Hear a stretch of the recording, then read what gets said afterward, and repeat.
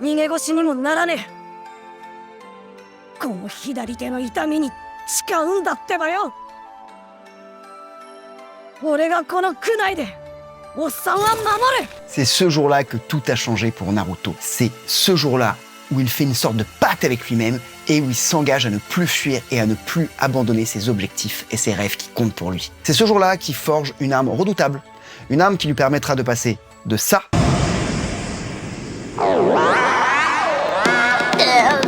à ça. Naruto Uzumaki. Et cette arme, c'est son grit. Et là, vous vous demandez, mais c'est quoi le grit? Avant de développer cette notion, je vous rassure, dans cette vidéo, on va pas retracer une énième fois l'histoire de Naruto que vous connaissez certainement déjà.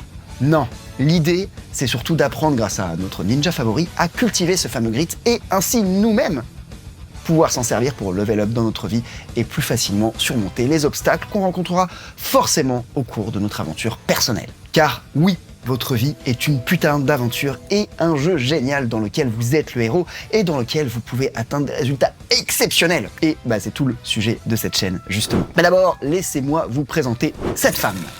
Elle s'appelle Angela Duckworth. C'est une psychologue qui est assez connue et qui a beaucoup travaillé sur justement cette notion de grit. Le grit, c'est un peu compliqué de trouver une traduction littérale, car ça englobe beaucoup de choses, à la fois la passion durable pour un objectif particulier, mais aussi la persévérance pour l'atteindre malgré les obstacles et les revers qu'on peut rencontrer. En France, son livre The Grit a été traduit par l'art de la niaque. Et du coup, grâce à ses recherches de plusieurs années qu'elle a fait avec l'université de Pennsylvanie, qui est au passage assez cotée dans le psychologie game, et dont son livre The Grit fait la synthèse, qu'elle a pu démontrer que le grit était le déterminant commun à la plupart des personnes qui avaient du succès durable. D'ailleurs, à la base, elle faisait pas des recherches sur le grit, mais sur la caractéristique commune du succès, et c'est là qu'elle a découvert le grit. Pour les curieux, elle a fait un TED assez connu sur le sujet, et je vous le mets dans la description si jamais vous voulez en savoir plus. Pour elle, le grit, ça va mélanger deux ingrédients, la passion et la persévérance. Et on va voir qu'il y a aussi des sous-qualités à ces deux ingrédients.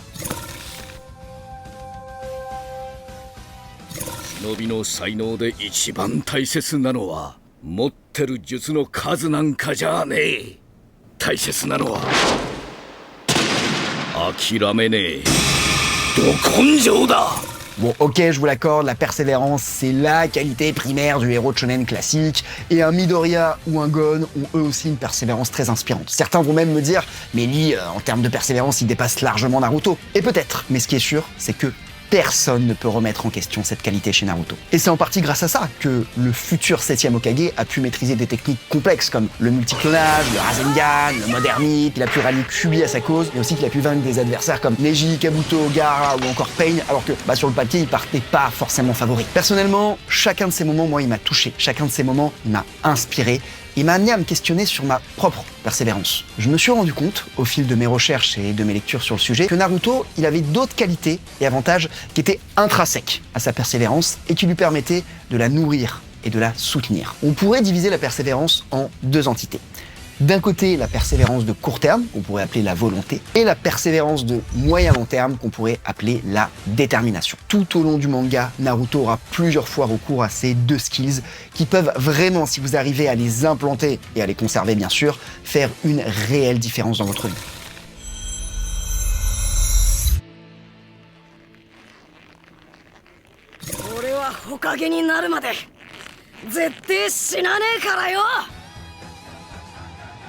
Est-ce que vous avez déjà abandonné un projet qui vous tenait à cœur parce que vous aviez rencontré un échec? Moi, oui.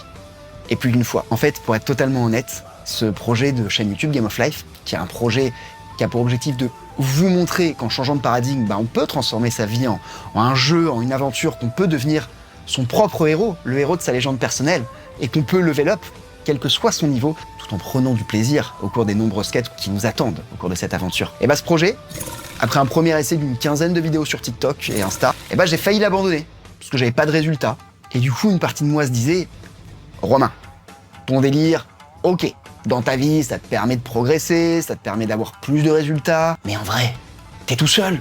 En tout cas, vous n'êtes pas beaucoup à le partager. Alors, concentre-toi sur ton business principal, qui lui marche déjà bien et te rapporte de l'argent. Et oui, en vrai, ce raisonnement, il se tient.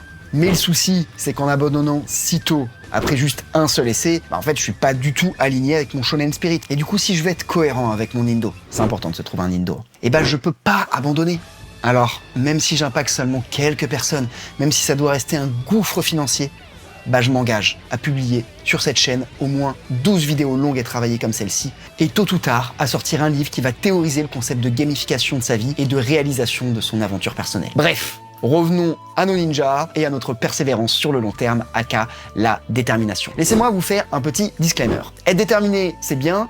Foncer dans le mur plusieurs fois, c'est stupide. On connaît tous la citation attribuée à Einstein, la folie, c'est de faire toujours la même chose et de s'attendre à un résultat différent. Alors bien sûr, il faut tester, se laisser le temps de tester. Mais si on n'obtient pas de résultat au bout d'un moment, il faut adapter sa stratégie. Et c'est ce qu'a fait Naruto avec le Rasengan.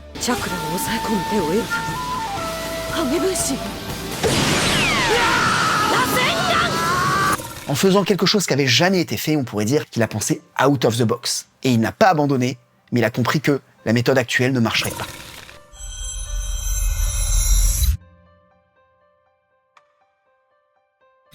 Parlons maintenant de la persévérance de court terme qu'on pourrait appeler la volonté. Pendant plus d'un mois, Naruto il va s'entraîner tous les jours, presque tout seul, du matin jusqu'à tard le soir, quitte à se brûler les mains pour maîtriser le Rasengan. C'est pas un entraînement facile, c'est pas amusant. Pourtant, pendant plus de 1 mois, il va trouver la force de recommencer encore et encore. Moi j'ai envie de dire respect. En fait, il faut comprendre que notre niveau de volonté va nous permettre principalement de vaincre plus ou moins facilement un ennemi, ou plutôt une némésis que vous connaissez et qui vient souvent nous provoquer en duel. Ce monstre, c'est la procrastination. Je vais faire bobo. C'est quand la dernière fois que vous avez perdu un combat contre la procrastination?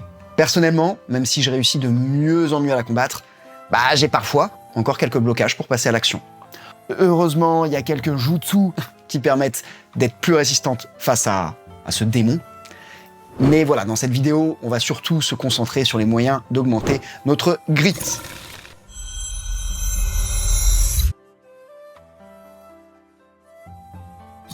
C'est quelque chose qui se cultive, c'est quelque chose qui se développe. Carol S. Dweck, dans son livre Mindset, la nouvelle psychologie du succès, nous explique qu'il y a 2 types de personnes. Celle avec une mentalité fixe et celle avec une mentalité de croissance. Les individus avec une mentalité de croissance sont convaincus qu'ils peuvent développer leurs compétences et leurs talents, contrairement à ceux avec une mentalité fixe. Mentalité fixe versus mentalité de croissance, ça vous rappelle pas quelque chose dans Naruto?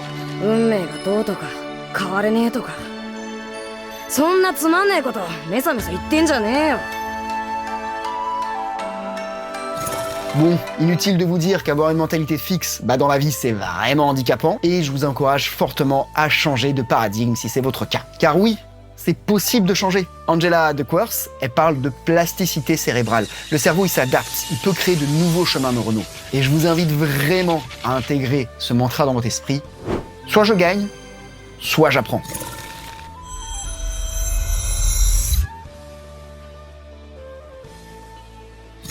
Roy F. Baumeister, chercheur en psychologie et co-auteur du livre Le pouvoir de la volonté, nous explique qu'à bien des égards, notre volonté peut être considérée comme un muscle. Et comme un muscle, elle peut se renforcer par la pratique. Elle peut fluctuer tout au long de la journée, en fonction de son utilisation. Et comme un muscle, la volonté est étroitement liée à l'énergie, qui elle-même dépend beaucoup du triptyque que vous connaissez, nutrition, activité physique et sommeil. À titre personnel, moi je m'intéresse beaucoup au biohacking pour développer mon énergie et par conséquent ma volonté et ma persévérance. Petite parenthèse d'ailleurs sur l'énergie, c'est l'une des 3 ressources principales dans la philosophie Game of Life qui vise à gamifier sa vie. Et dans Game of Life, on voit un peu l'énergie comme le mana. Mais je vous fais très rapidement une vidéo là-dessus et moi ce concept a été game changer.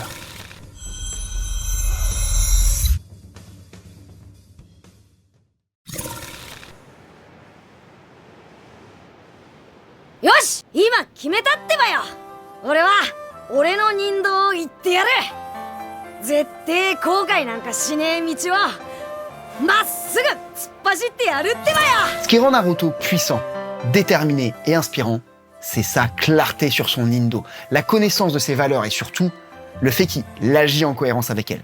Tout à l'heure, je vous disais que si j'avais abandonné ce projet, la Game of Life, ça aurait été en contradiction avec mon nindo, qui est de vivre ma vie comme un jeu et une aventure tout en incarnant les valeurs du shonen spirit. Et donc clairement, si j'avais abandonné après seulement 3 mois, ça aurait pas été très shonen spirit. Faut comprendre qu'avoir un Nindo, et plus globalement, une philosophie de vie et des valeurs, mais surtout les conscientiser et agir en cohérence avec elles, c'est game changer. Je dirais même vital pour votre épanouissement personnel. Ça va vous rendre beaucoup plus aligné avec vous-même et donc tellement plus puissant et sur plein de niveaux, sur votre efficacité, votre bonheur général, mais aussi d'un point de vue du charisme. Dans son livre Start with the Why, Simon Sinek explique qu'il est impératif de commencer par le pourquoi.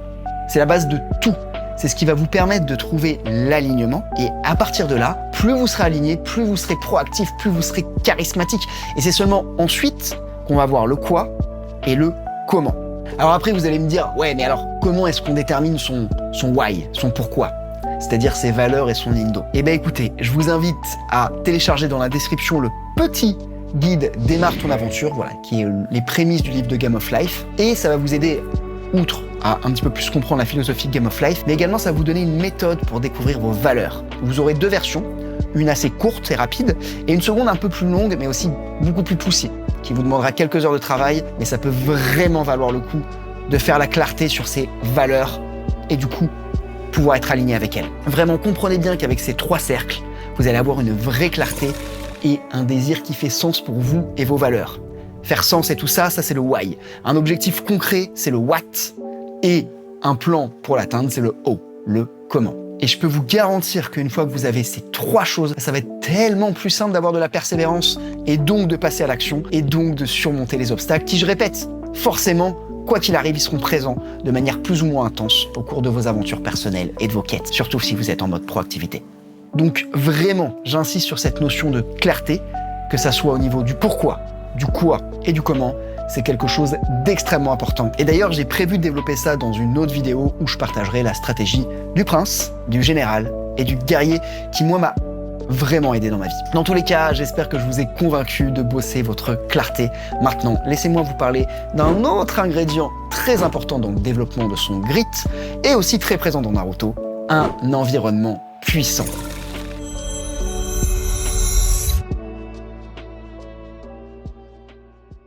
Si on regarde Naruto, il a commencé à vraiment progresser quand il n'a plus été seul, quand il a eu un bon environnement, à savoir l'équipe 7, composée d'un sensei et de 2 amis, dont un rival.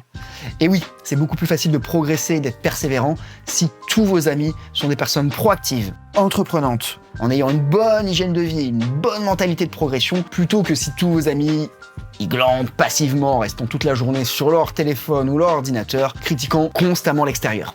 Vous connaissez peut-être cet adage de Jim Rohn qui dit que on est la somme des 5 personnes qu'on fréquente le plus. Moi, je trouve que ça a vraiment du sens. C'est aussi l'un de mes objectifs avec Game of Life, à rassembler des gens autour de ce paradigme particulier, que la vie est un jeu génial et une aventure excitante, pour, pourquoi pas à terme, créer une guilde.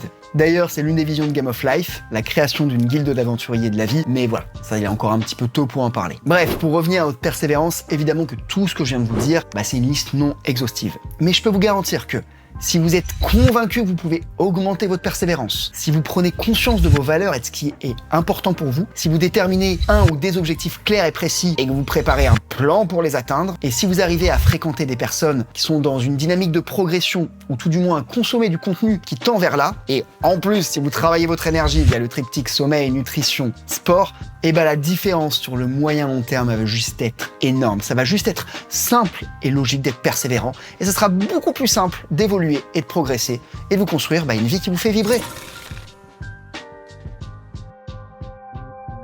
Parlons maintenant de la passion qui est l'autre ingrédient du grit. Alors oui, Naruto il est passionné par son métier de ninja, toujours ravi d'aller à mission, excité à l'idée de passer l'examen des Chunin ou d'apprendre une nouvelle technique. En fait, il a le feu sacré qui lui a permis de donner un sens à toutes les épreuves qu'il a endurées, mais également d'inspirer de nombreux ninjas. Après, si vous voulez un exemple encore plus parlant, c'est Midoriya qui est passionné par les héros et totalement fan de All Might. Et c'est un ingrédient important pour son grit et sa maîtrise du All for One. Et c'est vrai que ça aide d'avoir une véritable passion pour ce qu'on fait. Et si c'est votre cas, tant mieux.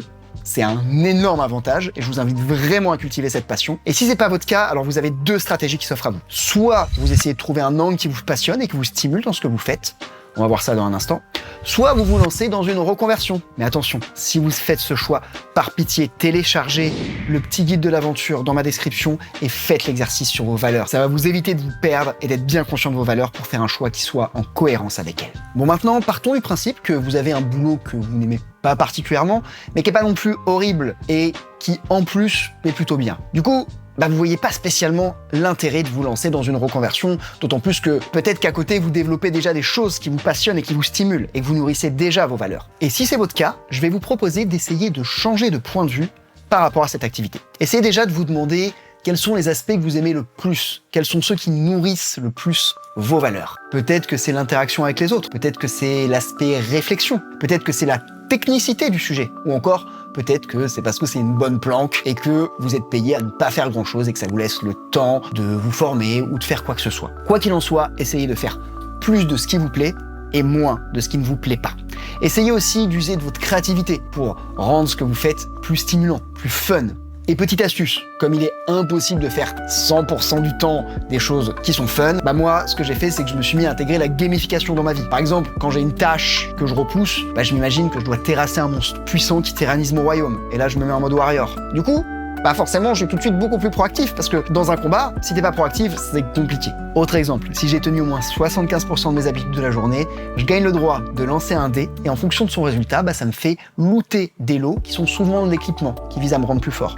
Par exemple, c'est comme ça que je me suis acheté un matelas assez haut de gamme pour améliorer mon sommeil et donc améliorer mon énergie et donc améliorer mon grit. Dernier exemple, quand je dois faire des actions qui sont un peu répétitives et un peu reloues, en fait, je me dis que je farm et que je farm de l'XP. En fait, l'idée, c'est de se créer un récit stimulant qui rend ce qu'on a à faire moins fade et plus fun. D'ailleurs, si ça vous intéresse, dites-le moi dans les commentaires et je vous développerai des vidéos là-dessus. Au final, je pense sincèrement que dans notre société du tout de suite, accro à la dopamine et à la gratification instantanée, le grit, c'est une qualité qui se perd.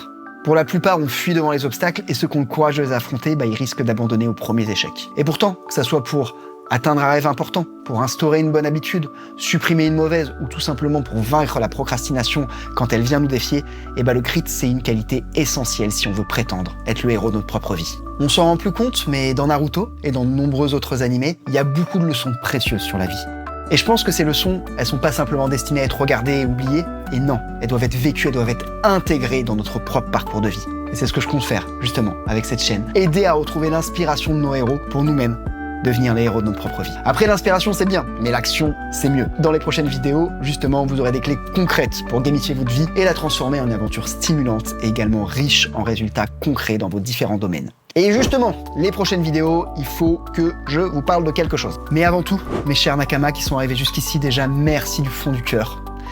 Et je vais me permettre de vous demander quelques petits services. D'abord, j'ai besoin de votre feedback dans les commentaires sur ce qui est bien, moins bien, qu'est-ce que vous voudriez voir plus, quels sont les sujets que vous aimeriez que je développe, etc. Ensuite, le petit like, ça vous coûte rien, ça fait plaisir à YouTube et ça me fait plaisir. Bien sûr, l'abonnement, extrêmement important, c'est ça qui motive les youtubeurs.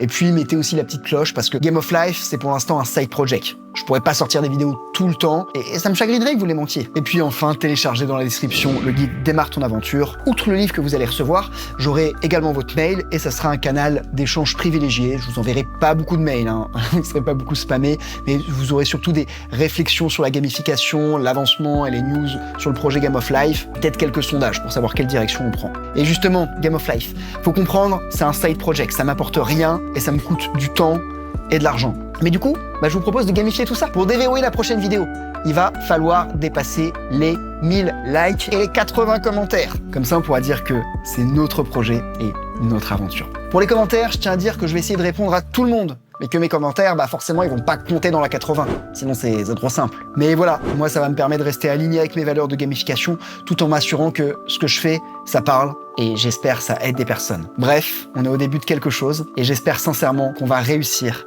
à faire grandir ça ensemble. Mes chers aventuriers, merci beaucoup de m'avoir écouté jusque-là. Je vous laisse retourner maintenant à votre propre aventure. Et je vous dis à très bientôt.